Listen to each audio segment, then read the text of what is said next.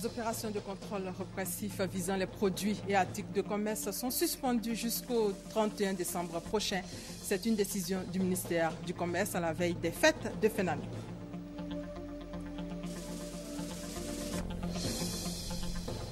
Le pont Houphouët-Boigny de 1957 à nos jours, toute l'histoire de ce pont avec le directeur général du Bureau national d'études techniques et de développement dans ce 13 heures.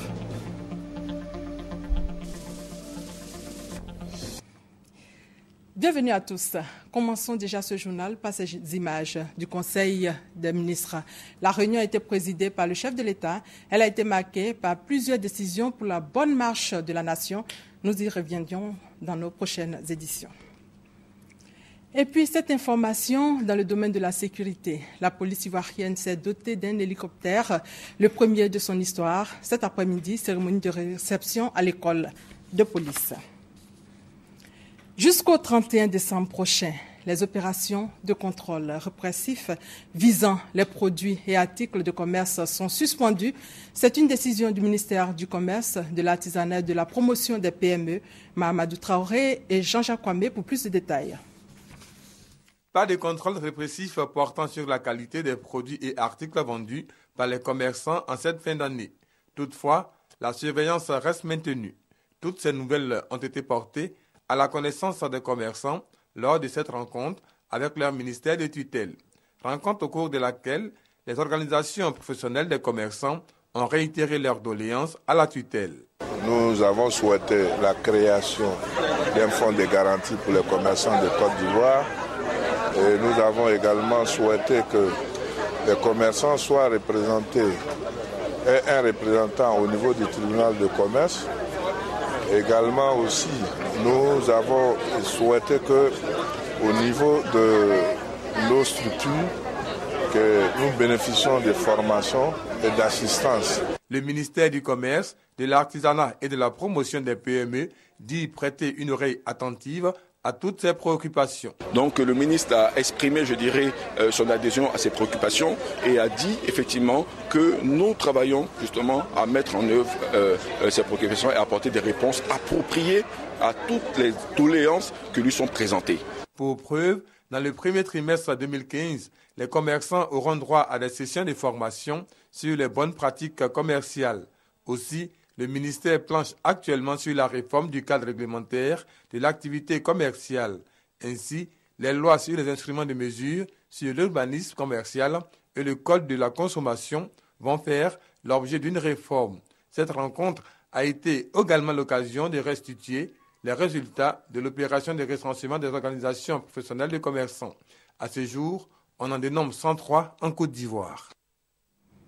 Le pont Houphouët-Boigny de 1957 à nos jours, c'est le thème de la conférence du directeur général du Bureau national d'études techniques et de développement. Il s'agissait pour le conférencier de passer en revue l'histoire de la construction du premier pont de la Côte d'Ivoire, son impact sur le trafic urbain et sur l'économie ainsi que sa réhabilitation. Nous y reviendrons. Rappelons que le troisième pont, le pont Henri-Konan Bédié, est ouvert à la circulation depuis quelques jours. Dans l'actualité judiciaire, deux personnalités proches de l'ancien président de la CDVR, Charles Konan Banny, font face à une enquête judiciaire.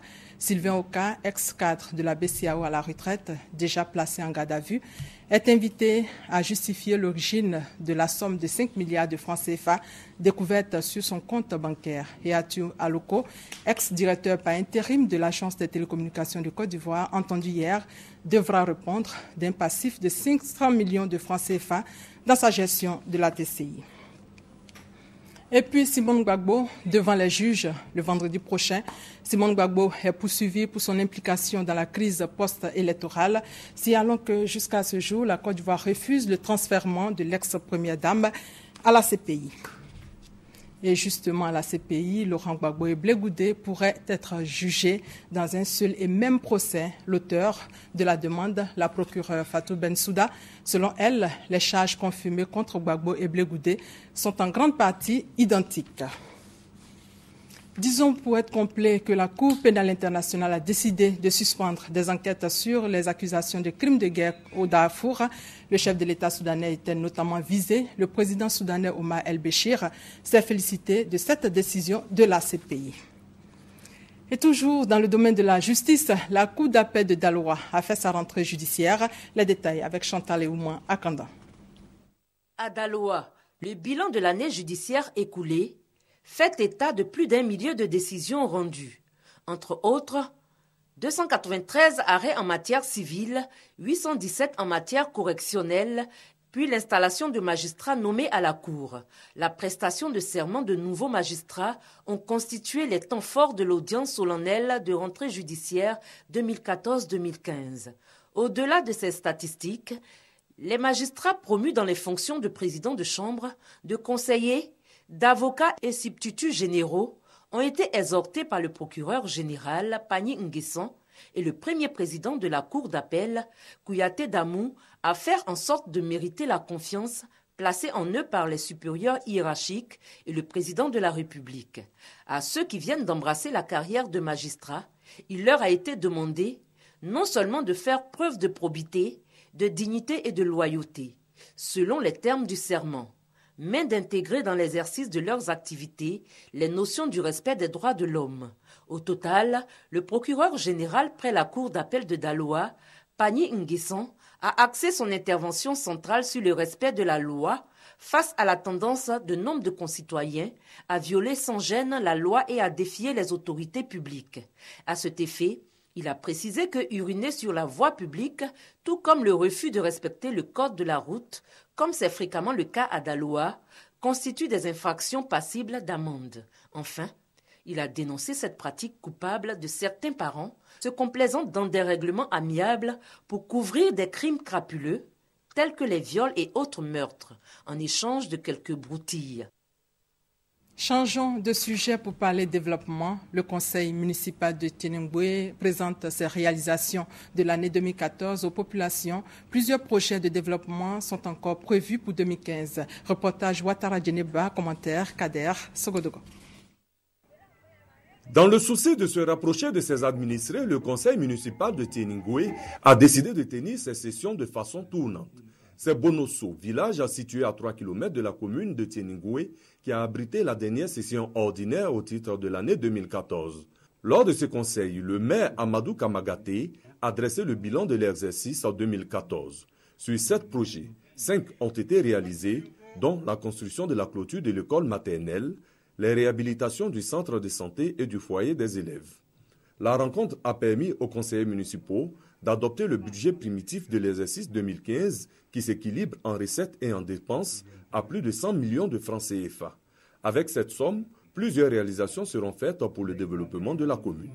En 2015, nous avons un certain nombre de projets, mais le plus important à mes yeux, c'est l'acquisition du tracteur. Parce que la population ici est à 99% agricole. Après cela, il y a le problème de l'eau potable au niveau de Tieningwe. Pour ce qui est de l'électrification, j'en ai parlé, la ville de Tieningwe aujourd'hui est dans le noir parce qu'il y a une question de baisse de tension.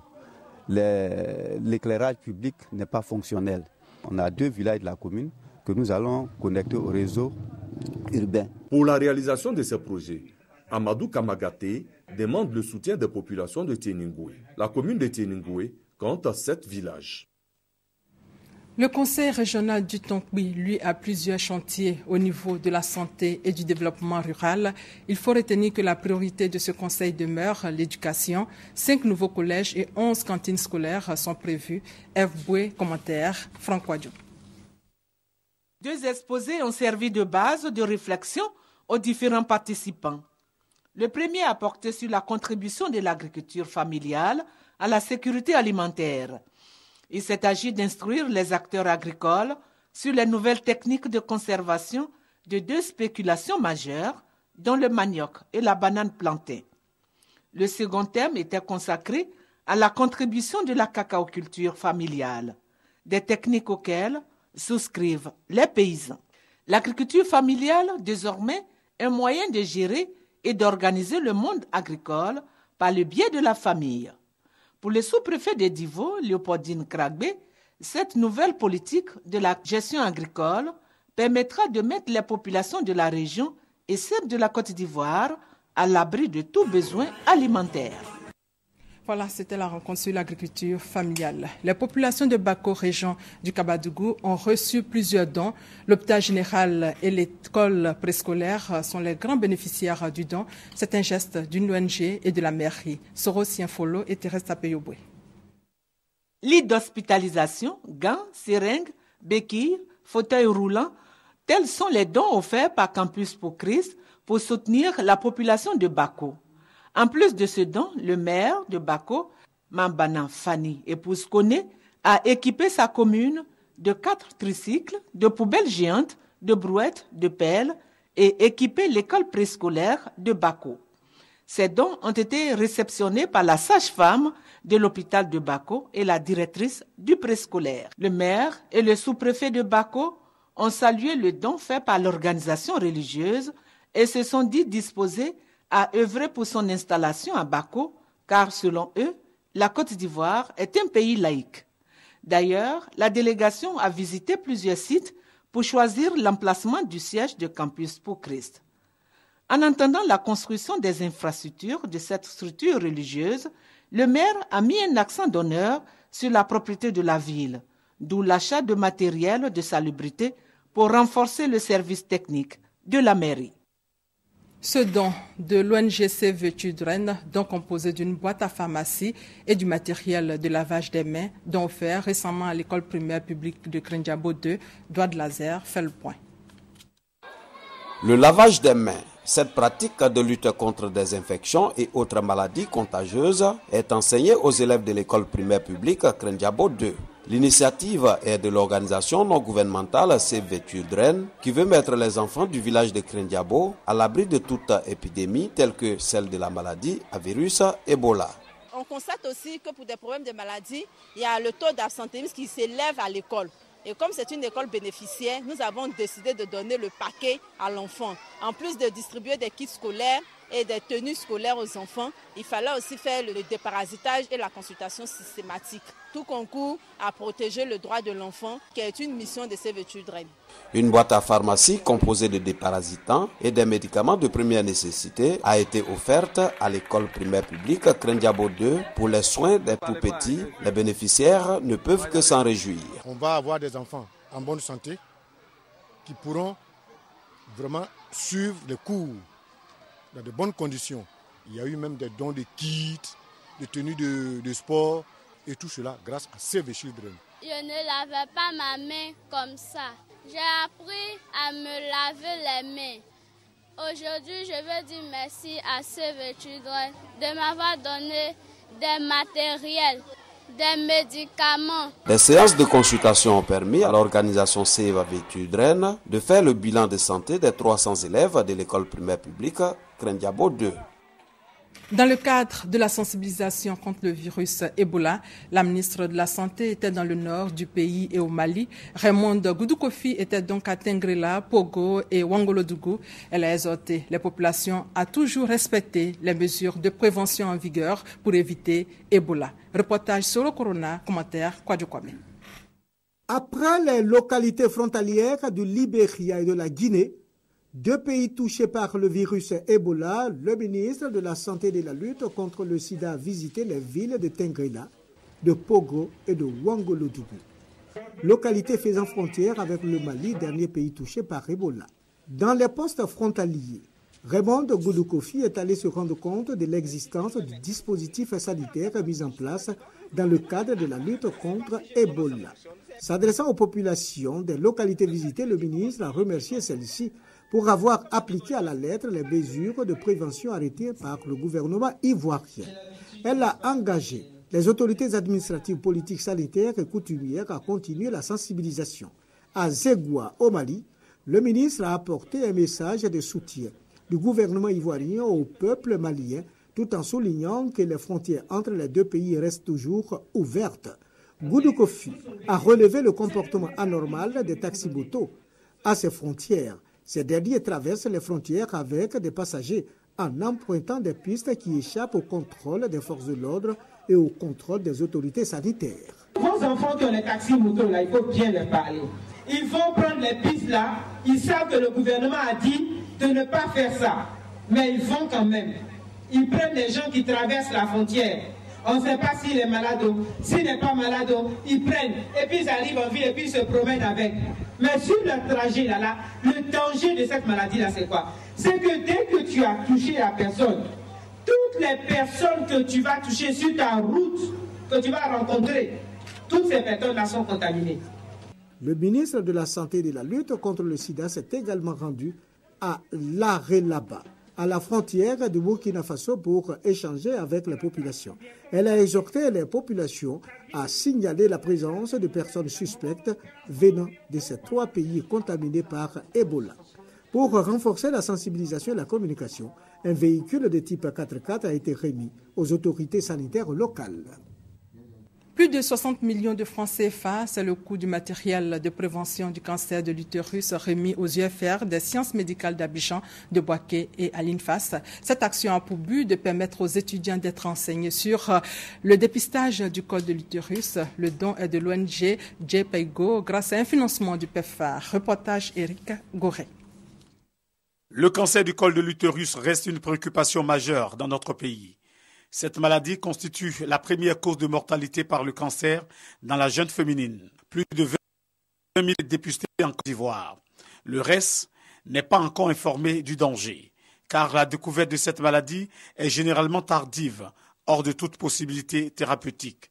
C'est pour faire face à cette situation que l'ONG JPIGO apporte son soutien aux UFR Sciences médicales d'Abidjan, de Bouaké et de l'INFAS. C'est un besoin parce que le cancer du col de l'utérus tue beaucoup de femmes en Côte d'Ivoire actuellement, parce que lorsque le diagnostic est fait, il est trop tard pour agir. Alors qu'il y a des méthodes qui permettent de prévenir l'apparition du cancer de l'utérus. C'est dans ce cadre-là que ce matériel va nous permettre d'enseigner aux médecins qui vont sortir de l'UFR Sciences médicales la prévention du cancer du col de l'utérus. Sauver la vie des femmes et des familles dans les régions à ressources limitées est une des missions de l'ONG JPIGO qui, à travers ce don, veut faire barrage au cancer du col de l'utérus. Ce matériel qui a été remis aujourd'hui est un matériel qui sert à la prévention du cancer du col de l'utérus en Côte d'Ivoire.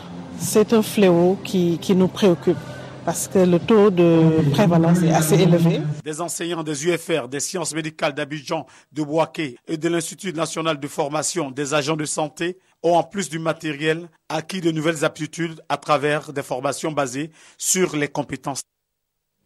Le village de Sominassé, dans le département de Nassian, au nord-est de la Côte d'Ivoire, est soulagé. La population de cette sous-préfecture bénéficie d'une ambulance neuve et de lits médicaux. Le don est du conseil régional du Boukani. On fait le point avec Mamadou Kwasi. Désormais, plus besoin de transporter des malades ou blessés graves à moto ou à vélo et parcourir 50 km pour atteindre le centre de santé de Nassian ou encore 150 km pour atteindre celui de Bouna. Fini donc ce calvaire pour les populations de Sominassé, une sous-préfecture du département des Nations.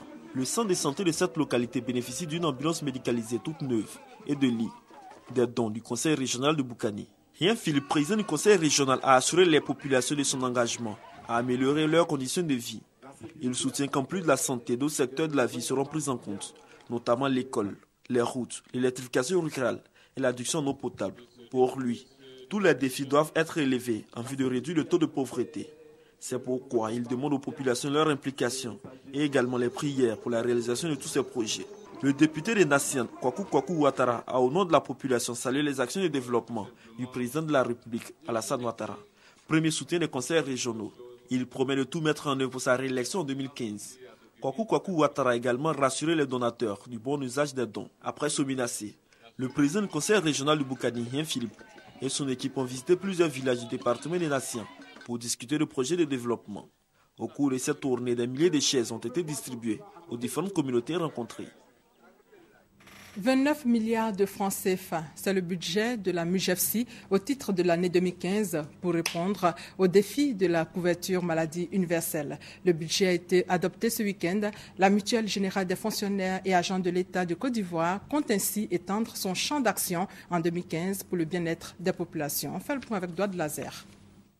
Des consultations, des prélèvements de sang, les 300 délégués régionaux de la Mutuelle générale des fonctionnaires et agents de l'État de Côte d'Ivoire sont soumis à cette épreuve sanitaire pour la vérification de leur tension artérielle. Une action initiée par la MUJEFSI à l'occasion des assemblées générales pour permettre aux membres de connaître leur état de santé. Pour ma santé en tant que mutualiste, c'est très important. Tout à l'heure, le médecin m'a assuré de continuer à pratiquer le sport parce que aussi bien ma tension artérielle que mon poids concordent. À cette assemblée générale ordinaire, plusieurs points ont été relevés. Il s'agit entre autres du budget de l'exercice 2015 et de la couverture maladie universelle, CMU, qui est un défi à relever par la MUGEFSI, selon Soro Mamadou, président du conseil d'administration de la mutuelle. Nous sommes à 595 pharmaciens agréés sur les 800 que compte la Côte d'Ivoire, plus de 5000 prescripteurs médecins, une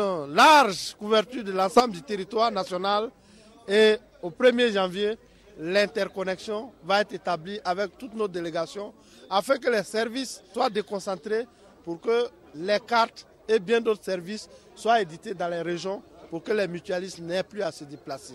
L'Assemblée générale a décidé qu'effectivement on devienne un organisme de gestion délégué de la couverture maladie universelle, endossant ainsi la Constitution et endossant ainsi la loi sur la couverture maladie universelle. Un budget annuel de plus de 29 milliards de francs CFA contre 23 milliards en 2014 a été adopté pour le renforcement des outils de gestion, l'extension du réseau de soins et des prestataires médicaux sur l'étendue du territoire national en vue de permettre à tous les adhérents de bénéficier des prestations de la mutuelle dans les meilleures conditions. Ouf de soulagement pour les responsables du centre de protection de la petite enfance de Soubré et du centre social de Kroyo. Ils viennent de recevoir les clés de leurs locaux réhabilités des mains des responsables du Bureau international du travail BIT et des ministères de tutelle. Commentaire Honorine Aïngouri. Réalisé dans le cadre du projet de partenariat public-privé, c'est en vue de créer un environnement protecteur pour les enfants dans 15 communautés productrices de cacao à Soubré qu'ont été réhabilités le centre de la protection de la petite enfance de Soubré et le centre social de Okruyo. Au dire de Sémian Bouabi, coordonnateur national du Bureau international du travail, cela répond aux soucis de son organisation